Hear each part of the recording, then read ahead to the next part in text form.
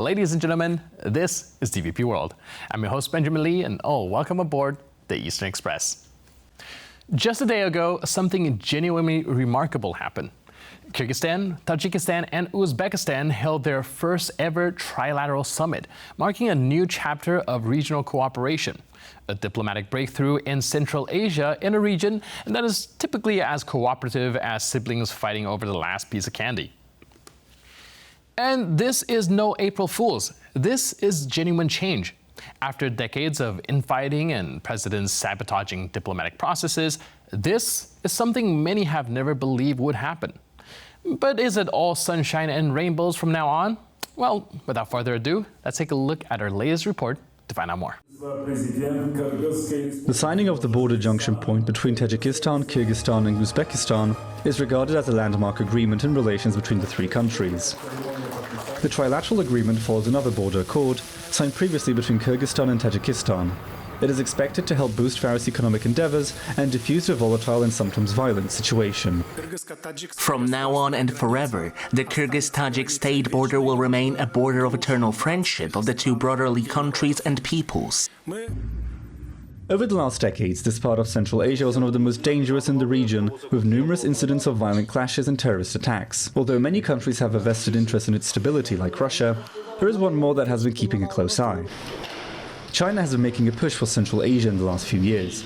Beijing has been hosting summits and meetings of Central Asian nations and has been investing billions into what it sees as a crucial part of the Belt and Road Initiative. China is ready to help Central Asian countries to strengthen their capacity on law enforcement, security and defense, support their independent efforts to safeguard regional security. Should the latest agreement lead to more stability and economic cooperation, these three Central Asian countries might find themselves with new questions. One of them being, which world power do we want to make money with the most? Now let's zone in on the East-plaining portion of our show. Now, there are many volatile regions in the world, and especially in Asia. One of them is the Fergana Valley, which lies between Uzbekistan, Kyrgyzstan, and Tajikistan. Here's more on why this region in particular has been a focal point of all of Central Asia.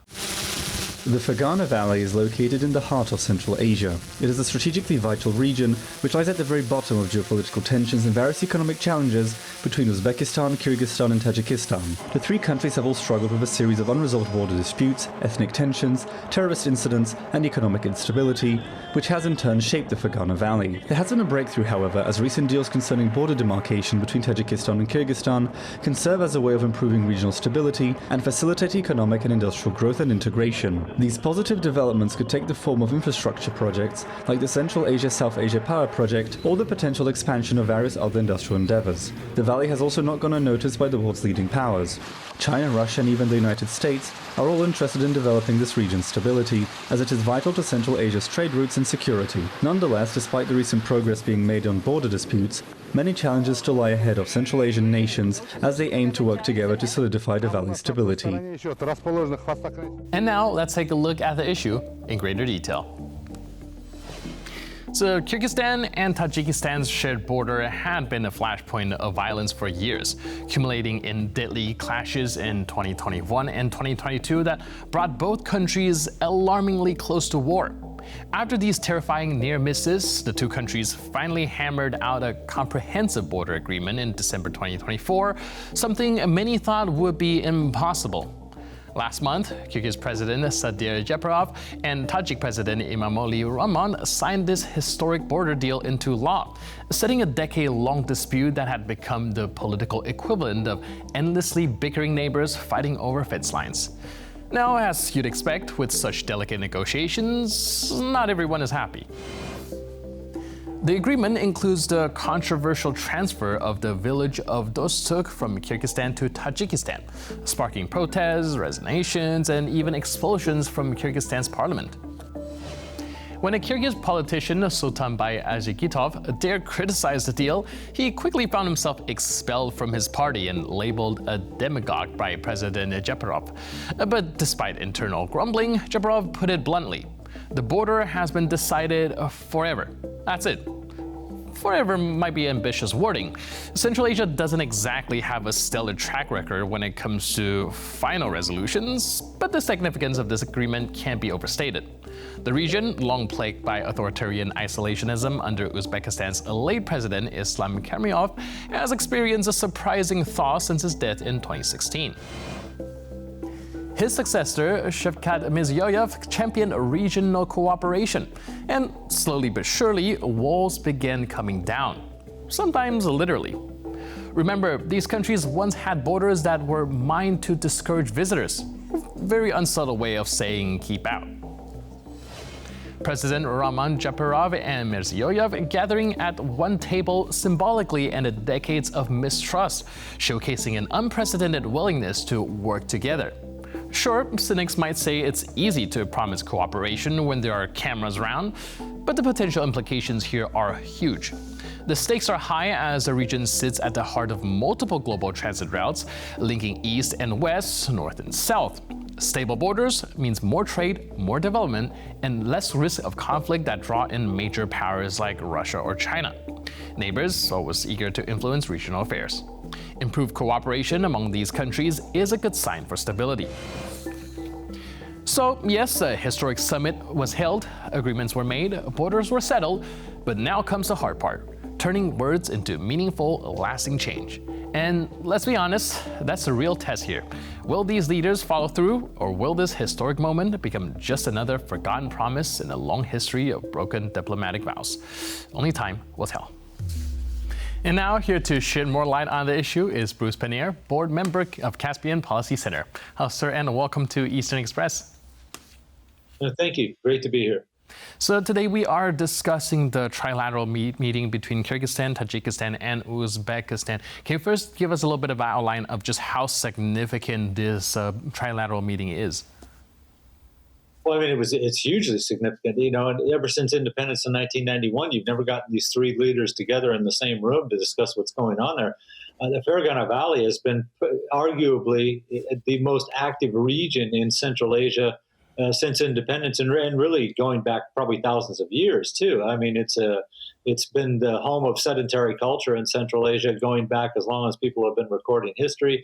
But again, to bring it back into the contemporary framework, you know, it's a deeply religious area. It's very fertile, so agriculture is widely practiced. You know, animal husbandry. You know, and then on top of it, you got these crazy borders that are separating three countries. I mean, it didn't mean anything when the Soviet Union was around and the Soviet map makers drew these borders, but it's taken on a totally different meaning. You know, in an area where you really didn't have these kind of divisions before. All right, so we do know that Central Asia has kind of always been historically split between, well, two major powers vying for relevance in the region, be it Russia and China. So how is this trilateral meeting and, well, kind of mending the ties between these countries going to play on a geopolitical standpoint? You know, again, the three leaders have never met. Now, they faced Islamic insurgencies in 1999 and 2000 that affected all three of those countries. And rather than cooperate and get together and start meeting, they started accusing each other of not doing enough to fend off these Islamic militants that had descended upon there. In reaction to the incursion of these Islamic militants, first into southern Kyrgyzstan in 1999, and then in 2000 in the summer into southern Kyrgyzstan again and Uzbekistan. Uzbekistan put landmines on the border of Kyrgyzstan and Tajikistan. Dozens of civilians were killed. More than that were injured. You know, in fact, I don't ever remember one report that said a militant was killed by these landmines. So you ended up with hundreds of casualties from a unilateral move from Uzbekistan. Now, in the meantime, you know, again, you have, because of the way these borders were drawn, you have sections of the population. You know, Uzbeks, for instance, there's a huge Uzbek population in southern Kyrgyzstan. There's a huge Uzbek population in northern Tajikistan. You have Tajiks in southern Kyrgyzstan. You have Kyrgyz in eastern Uzbekistan, all over. You know, and as long as they were at each other's, not throats might be a little bit too extreme, but still, as long as they were failing to cooperate, and the borders were always an issue with them, and source of tension between these three countries that share the Fergana Valley. Of course, it was easier for a country like Russia or China to play on these divisions. We just saw the border battles between Kyrgyzstan and Tajikistan in April 2021 and September 2022. Russia was arming both sides in 2021 for this, but they did nothing to actually mediate a peace deal except for hand over a bunch of maps that went from the 1920s, 1930s, and 1950s to try to help them resolve their own problem. So if you're into divide and conquer, then certainly from the Chinese and Russian perspective, the chaotic situation in the Fergana Valley up until now, certainly up until yesterday when the three leaders got together and signed an agreement, probably worked to your benefit, but it certainly didn't work to Central Asia's benefit at all. Right, and like you mentioned, these countries are historically rife with tensions. Do you think that this current status quo will be maintained, or do you foresee any deterioration later on? Well, the devil's going to be in the detail. Can you get everyone to get on board with this? Certainly, the situation's already a lot better since Shavkat Mirziyoyev became the president of Uzbekistan in 2016. And really what happened yesterday in Hojan, Tajikistan, and northern Tajikistan is a result of Mirziyoyev being the president in Uzbekistan. It lowered tensions a lot. Again, the borders were unmarked. There was disputed territory, and a lot of people got shot by border guards, over the course of the last 25 years until really Mirziyoyev came to power, and that decreased noticeably. He opened borders that had been closed. The Kyrgyz-Uzbek border had been closed since 2010, when there was interethnic riots between ethnic Uzbeks and ethnic Kyrgyz in southern Kyrgyzstan. The Tajik border had been closed since the Civil War era, with very, very restricted cargo traffic going across. So since the early 1990s until just a couple years ago. So you can't oversell the importance of this meeting and what's been happening in the last few years. They finally, it's just in the last 3 years that all three of these countries agreed on where their borders were. And in the case of Kyrgyzstan and Tajikistan, it was just earlier in March 12th, that they finally signed an agreement on where their border was, despite the fact they've been independent since 1991. So it's huge. It offers the opportunity of easier travel across the border, which should help in shipment of goods. And again, I can't overstate how important it is that this region is connected to the rest of Central Asia, because everything grows in the Fergana Valley. This is fruits, vegetables. This is really, so to speak, the breadbasket of Central Asia. So a lot of products that are grown there need to be able to travel and move freely across the different borders. Not to mention that of all of Central Asia, which is close to 80 million people these days, 18 million people, close to 18 million people out of that live in the Fergana Valley. So it helps that those people can move around a little more freely than they have been able to in pretty much since independence. Great. And like you mentioned, Mirziyoyev's presidency seems to be a turning point in these trilateral relationship. What has he done that his predecessors couldn't have achieved that led to this unprecedented peace? Well, the only other president Uzbekistan ever had was Islam Karimov. He was the leader in the last years of the Soviet Union. He was a very difficult person. A very difficult character for the other leaders to get close to. He had an idea. Uzbekistan is the most populated country in Central Asia. It's got almost twice the population of the next most populous country, Kazakhstan. And Uzbekistan has the biggest military. Now, when Karimov was in power, he always had the idea that Uzbekistan should be the regional power in Central Asia. He wanted the other leaders to follow his lead, and that was particularly true in the case of Kyrgyzstan and Tajikistan, which are much smaller and much poorer than Uzbekistan is. Obviously, the Kyrgyz and Tajik leadership resented Karimov essentially dictating terms to them, and that's why you ended up with the borders being closed, as I already mentioned. Uzbekistan was the major supplier of natural gas to Kyrgyzstan and Tajikistan. When the Kyrgyz and Tajik governments did something that displeased Karimov, he would shut off the gas. He would say that it was for unpaid bills, and neither country could ever pay their bill on time. So it was always a legitimate reason, but he always chose the moments when there was a political decision that displeased him personally. He threatened them, held up projects that they really needed to get through, hydropower projects in particular. So, it was the worst of all worlds. Uzbekistan likes to brag that it's the one of only two double landlocked countries in the whole world. So Karimov's policies were almost counterintuitive, where he was closing borders of neighbors and actually cutting down or certainly greatly restricting trade in the area.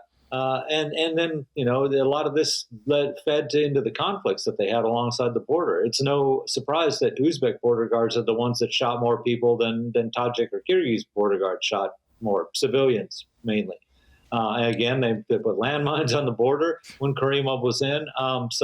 There's a whole long list here I could go through. And when Mirziyoyev came in, to his great credit, one of the first things he said was, my priority is to improve relations with all Uzbekistan's immediate neighbors. And that's worked out very well, not just in the case of Tajikistan and Kyrgyzstan, but I could also point to Afghanistan. Uzbekistan has very good relations with the Taliban regime. They're not exactly friends, and Uzbekistan doesn't recognize the Taliban government formally, but they have a business relationship which has been very profitable for both countries. How is it being seen inside Uzbekistan? Because, like you said, there are some historical border tensions and dispute between these different nations. But Mirziyoyev have pursued a policy of trying to make peace with the neighbors. Do you think that perhaps the Uzbek will see that as kind of giving up some natural interest in order to achieve that goal? Uzbekistan has tried to the greatest extent possible to participate in projects that under Karimov they held up. I'd mentioned hydropower. Uzbekistan is a partner in these projects. I think it's easier for Uzbekistan now to deal with the Central Asians because there seems to be a tacit understanding between Uzbekistan and its eastern neighbors, Tajikistan and Kyrgyzstan, that Uzbekistan is a far bigger country. The population of Tajikistan is about 10.5 million. The population of Kyrgyzstan is a little more than 7 million. The population of Uzbekistan is coming to about 38 million, right? So Uzbekistan is kind of assuming the role of the big brother, certainly among those three countries, the three countries that share the Fergana Valley. But it's a benevolent big brother. It's not like it was in the past, where it was a bully. And they had to worry about what Uzbekistan was going to do. So this is a friendly Uzbekistan who's there, as I mentioned, to help out with projects, to help them with connectivity. There's the railroad that's supposed to start construction this year that connects China, Kyrgyzstan, and Uzbekistan. Without access to Uzbekistan, Tajikistan is essentially trapped there in the corner of Central Asia. And of course, they've had bad relations with Kyrgyzstan until March. So, Tajikistan really needs good relations with Uzbekistan too. So I think it pleases the Uzbek people to know that, one, they're back to being friends with their neighbors in the east, because historically they've known these people for centuries. Mm-hmm. But two, also that there seems to be, an understanding that Uzbekistan is the big partner in this. They're all partners in a way that they haven't been before, but among those partners, Uzbekistan is the biggest of the partners. All right. Thank you so much for breaking all of that down. Really appreciate it. And thanks for being with us on Eastern Express. Great. Thank you for the invitation. And now we're moving on to the Eastern News Flash, a series of all the other stories from the East I don't want to miss. Vladimir Putin has ordered the mobilization of 160,000 new conscripts. According to reports from Ukrainian authorities, Russia is preparing for an offensive on three fronts. Ukrainian intelligence warns that as Russia is ramping up its conscription, its already mobilized forces are gathering near the Sumy region. The latest conscription wave involves Russians aged between 18 to 30 who are not part of the country's reserves. Ukrainian President Volodymyr Zelensky has also said that Russia is preparing several new offensives in the Sumy region, as well as the Kharkiv and Zaporizhia regions. He called on Ukraine's allies and partners to maintain sanctions against Moscow and deploy reassurance forces to the country. These developments on the front come as talks between Russia and the United States seem to have stalled. Russia has so far said she rejected a large-scale ceasefire, putting forward demands which would severely hinder, if not cripple, Ukraine's defense. U.S. President Donald Trump says that Russia is under a psychological deadline to agree to a ceasefire in Ukraine. Meanwhile, Finnish President Alexander Stubb has proposed that an unconditional truce be signed on April 20th. Donald Trump is growing increasingly frustrated with Russia's unwillingness to cease attacks against Ukraine. He says that Moscow has a psychological deadline to agree to a ceasefire. He has also warned that if he thinks that Russia is, quote, tapping us along, then he will be dissatisfied. This comes after Trump declared he was angry with Russia for not making any steps toward a ceasefire agreement. He also threatened Ukraine's president with consequences should he not sign the extended minerals deal. As to a possible date for a potential ceasefire, Finland's president has proposed April the 20th. Stubb put this date forward following a 7-hour meeting with Donald Trump. According to the Finnish president, the date would serve as a deadline because it is easier and will mark Trump's 3 months in office. According to the Finnish president, the date would serve as a deadline because it is Easter and will mark Trump's 3 months in office. Moldova has expelled 3 Russian diplomats. The move comes after the country's security service accused the Russian embassy of helping a pro-Kremlin MP escape from custody. Diplomatic tensions between Russia and Moldova seem to have taken a turn for the worse. The Moldovan Foreign Ministry says that the decision to expel the diplomats was based on clear evidence that individuals had carried out activities contrary to their diplomatic status. The ministry has not named the diplomats or announced the planned date of their departure. In turn, Russia's foreign ministry has promised to respond accordingly to the situation. The Moldovan MP in question, who was allegedly aided by the Russian diplomats, is Alexander Nestorovsky, who was caught entering the Russian embassy in Chisinau on camera. This took place just as he was sentenced in absentia by a Moldovan court to 12 years in prison for illegal political funding. The Russian embassy has so far denied any involvement in the matter. And that's all for this episode of Eastern Express. But for more news, update, and commentary, please stay tuned to TVP World.